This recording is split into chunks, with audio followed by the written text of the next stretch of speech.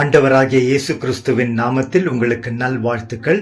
பிரியமான தேவ பிள்ளையே, இந்த வீடியோவை காண நீங்கள் சமயம் எடுத்ததற்காக உங்களுக்கு நன்றி. தேவன் தாமே தம்முடைய பரிசுத்த ஆவியானவர் மூலமாய் உங்களை ஆசீர்வதித்து பலப்படுத்தி நடத்துவாராக. இந்த வீடியோவில் நாம் தியானிக்க இருக்கும் தேவ செய்தியின் தலைப்பு தேவன் வழங்கும் பாவ மன்னிப்பு என்பது. நாம் பாவ மன்னிப்பின் முக்கியத்துவத்தை நாம் தொடக்கத்தில் பார்க்கலாம். சத்திய வேதத்தில் திட்டம் தெளிவாய் மன்னிக்கின்ற மனம் கொண்ட நம் தேவனை காண்கின்றோம். யாத்திரையாகமம் 34ஆம் அதிகாரம் 6-7 வசனங்களில் நாம் பார்க்கின்றோம்.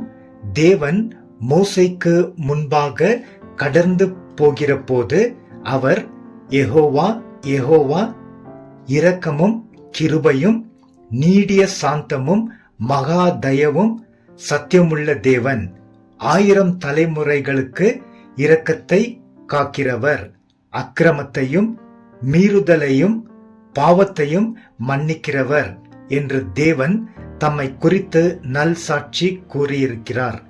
சத்திய வேதத்தில் தேவன் அநேகரை மன்னித்திருப்பதை நாம் வாசிக்கிறோம். ஏன்? அவர் தெரிந்து கொண்டு பிரித்தெடுத்த தம்முடைய பெரிய தேசமாகிய இஸ்ரவேலர்களையும் பல முறை மன்னித்திருப்பதை கவனிக்கின்றோம். மேலும் ஆண்டவர் ஆகிய இயேசு கிறிஸ்துவும் கூட இந்த பூமியில் வாழ்ந்த போது பாவ மன்னிப்பை குறித்து போதித்தார். பலருக்கு பாவ மன்னிப்பு வழங்கினார். அவர் கற்றுக் கொடுத்த ஜெபத்திலும் பாவ மன்னிப்பின் விஷயத்தை சொல்லி இருக்கிறார். யோவான் ஸ்நானகன் பாவ மன்னிப்பை பற்றி பிரசங்கித்து ஜனங்கள் தேவனிடமிருந்து பாவ மன்னிப்பு பெறுவதற்கு உதவி செய்தார். ஆதி அப்போஸ்தலர்களும் பாவ மன்னிப்பை பிரசங்கித்தார்கள். பவுல் தன்னுடைய நிருபங்களில் பாவ மன்னிப்பை குறித்து ஆழமாய் எழுதியிருக்கிறார். மனம் திரும்பி பாவ அறிக்கை பண்ணாமல் பாவ மன்னிப்பு தேவனிடமிருந்து பெறாத வரைக்கும் மனிதன் தேவனுடைய பகைவனாய் சத்ருவாய் வாழ்கிறான். இந்த பாவ மன்னிப்பின் செய்தியை இன்னும் சற்று விவரமாய் நாம் தொடர்ந்து தியானிக்கலாம்.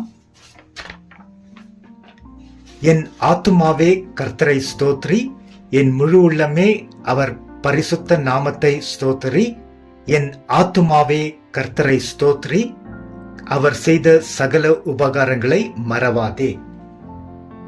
இந்த வசனங்கள் சங்கீதம் 103 1-2 வசனத்தில் இருப்பதை நாம் ஒவ்வொரு நாளும் உபயோகிக்கின்றோம்.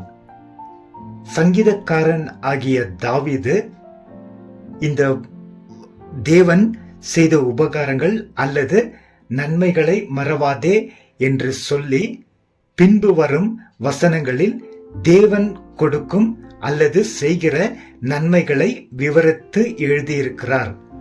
முதலாவதாக எழுதப்பட்டிருக்கிற நன்மை என்னவென்று நாம் பார்க்கும்போது அது பாவ மன்னிப்பை குறிக்கிறது. வசனம் அந்த 103ஆம் சங்கீதம் வசனம் 3 முதல் பாகத்தில் இப்படியாய் வாசிக்கிறோம். அவர் உன் அக்கிரமங்களை எல்லாம் மன்னித்து. ஆம் பிரியமானவரே, தேவன் அருளுகின்ற பாவ மன்னிப்பு நமக்கு மிகவும் பிரதானமாய் அவசியமாய் இருக்கின்றது.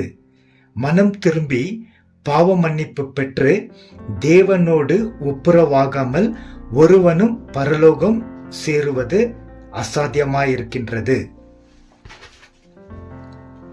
பாவ மன்னிப்பு முதலில் பெற்ற பிறகு சரியான பரிசுத்த வாழ்வு வாழ பரிசுத்த ஆவியானவர் தேவன் நமக்கு அருள் செய்கின்றார்.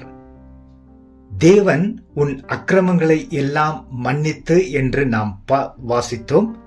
அக்கிரமம் என்ற வார்த்தை ஆழமான அர்த்தம் கொண்டதாயிருக்கிறது. அதில் கொடுமை, மிருகத்தனம், அநீதி, ஒழுங்கின்மை, பயங்கரம் என்ற தீமைகள் நிறைந்திருக்கின்றது. மனம் திரும்பி இரக்கம் நாடுகிறவர்களுக்கு தேவன் இந்த எல்லா பாவ செயல்களையும் தம் அன்பினால் மன்னிக்கிறார். மனிதர்கள் எல்லாருக்கும் பாவ மன்னிப்பு மிக மிக அவசியம். ரோமர் நிருபம் 3ஆம் அதிகாரம் 23, 24 நாம் இப்படியாய் வாசிக்கிறோம்.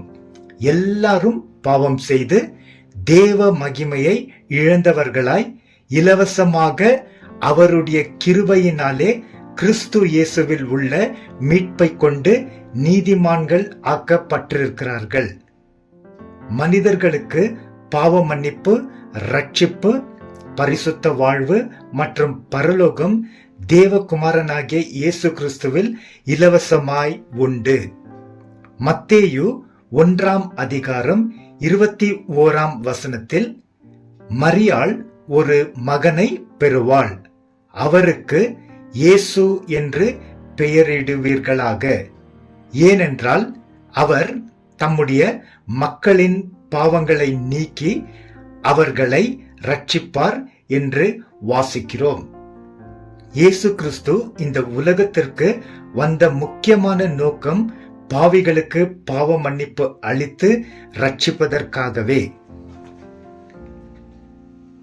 பாவிகளை ரட்சிக்க கிறிஸ்து இயேசு உலகத்திற்கு வந்தார் என்கிற வார்த்தை உண்மையும் எல்லா அங்கீகரிப்புக்கும் தகுதி உள்ளதாக இருக்கிறது என்று பவுல் 1 தீமோத்தேயு 1:15 உறுதிப்படுத்தி எழுதியிருக்கிறார்.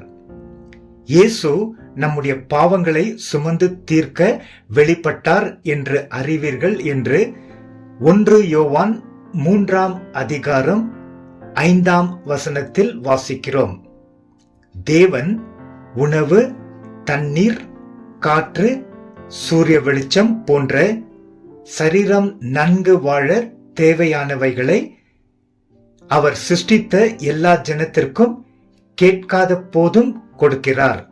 ஆனால் பாவ மன்னிப்பை மனிதர்கள் தேவனிடத்தில் கேட்டு பெற்றுக்கொள்ள வேண்டும். தேவன் சூழ்நிலைகள், சிட்சிப்புகள் மூலமாக மற்றும் தம் பரிசுத்த ஆவியானவர் வழியாய் சத்தியவசனங்களை கொண்டு மனிதர்களை உணர்த்தி பேசுவார். மனிதர்கள் அறிவு தெளிந்து புத்தி உள்ளவர்களாய் மாறி உண்மையாக மனம் திரும்பி தேவனிடத்தில் மன்னிப்பு கேட்கும் போது அவர் மனதுருகி பாவ மன்னிப்பை அளிப்பார். நீதிமொழிகள் 28:13 தன்னுடைய பாவங்களை மறைக்கிறவன் வாழ்வடைய மாட்டான், அவைகளை அறிக்கை செய்து விட்டு விடுகிறவனோ இரக்கம் பெறுவான் என்று எழுதியிருக்கிறது.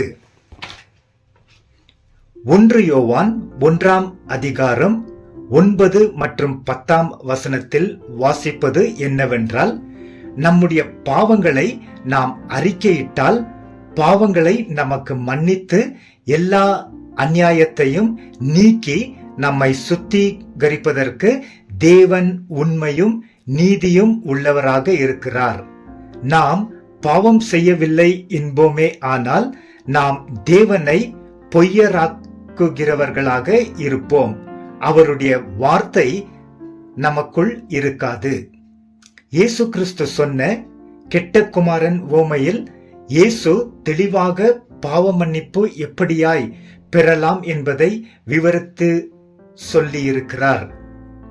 தகப்பனுடைய இளைய மகன் தூர தேசத்திற்கு சென்று தகப்பனிடமிருந்து பெற்று கொண்ட அந்த சொத்தின் பணத்தை எல்லாம் பாவம் செய்து அழித்து எல்லாவற்றையும் இழந்து சாப்பாடும் இல்லாமல் பரிதாபமான நிலையில் தள்ளப்பட்ட போது அவனுக்கு புத்தி தெளிந்து தன் நிலைமையை உணர்ந்து, நான் எழுந்து தகப்பன் இடத்திற்கு போய், தகப்பனே, பரலோகத்திற்கு விரோதமாகவும் உமக்கு முன்பதாகவும் பாவம் செய்தேன் என்று சொல்வேன் என்று தீர்மானித்து எழுந்து தன் தகப்பனிடத்திற்கு புறப்பட்டான்.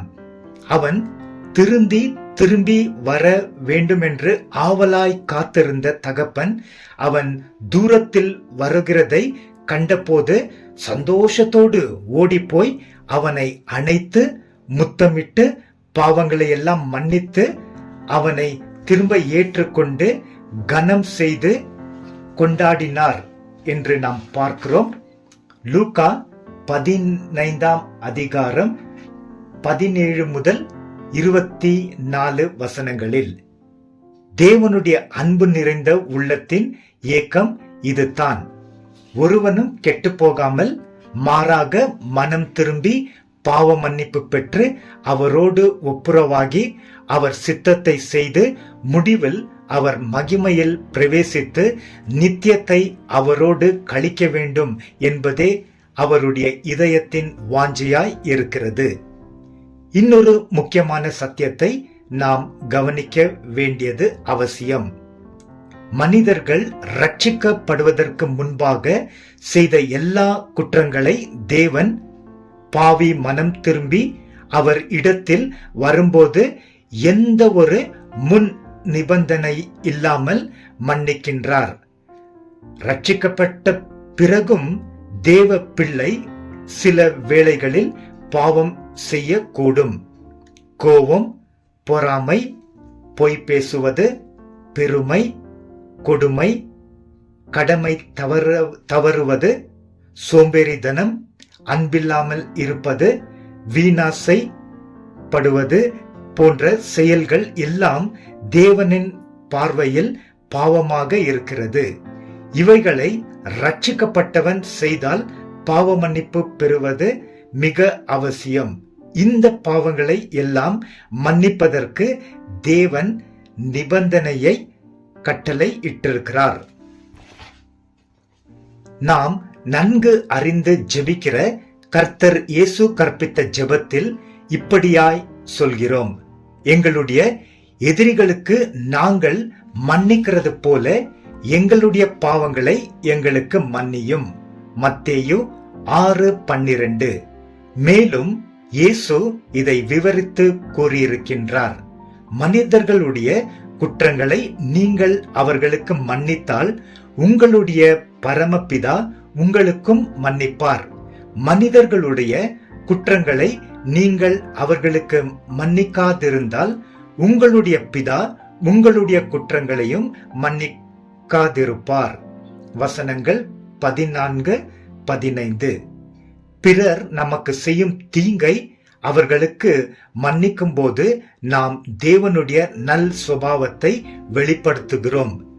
தேவ ஆவியானவர் நம்மில் ஆளுகை செய்கிறதையும் தேவ அன்பு நம்மில் இருப்பதையும் ஜனங்கள் கண்டறிவார்கள். பிரியமானவரே, இந்த வீடியோவின் முடிவில் இந்த செய்திக்கு உதவும் தாவீது எழுதிய இன்னொரு சங்கீதத்தின் சில வசனத்தை கவனிக்கலாம். எவனுடைய மீறுதல் மன்னிக்கப்பட்டதோ, எவனுடைய பாவம் மூடப்பட்டதோ அவன் பாக்கியவான். எவனுடைய அக்கிரமத்தை தேவன் எண்ணாமல் இருக்கிறாரோ, எவனுடைய ஆவியில் கபடம் இல்லாதிருக்கிறதோ அவன் பாக்கியவான். நான் அடக்கி வைத்த வரையில் எப்போதும் என் கதறுதலினாலே என் எலும்புகள் உலர்ந்து போயிற்று. இரவும் பகலும் என் மேல் உம்முடைய கை பாரமாக இருந்ததினால் என் பெலன் கோடைக்கால வறட்சி போல வெந்து போயிற்று. நான் என் அக்கிரமத்தை மறைக்காமல் என் பாவத்தை உமக்கு அறிவித்தேன். என் மீறுதல்களை எல்லாம் தேவனுக்கு அறிக்கை இடுவேன் என்றேன். தேவனே, நீர் என் பாவத்தின் தோஷத்தை மன்னித்தீர். சங்கீதம் 32 அதிகாரம் வசனம் 1-5 முடிய. பிரியமானவரே, தேவனுடைய பார்வையில் நாம் தொடர்ந்து பாக்கியவான்களாய் வாழ பரிசுத்த ஆவியானவர் உதவி செய்வாராக. ஆமேன்.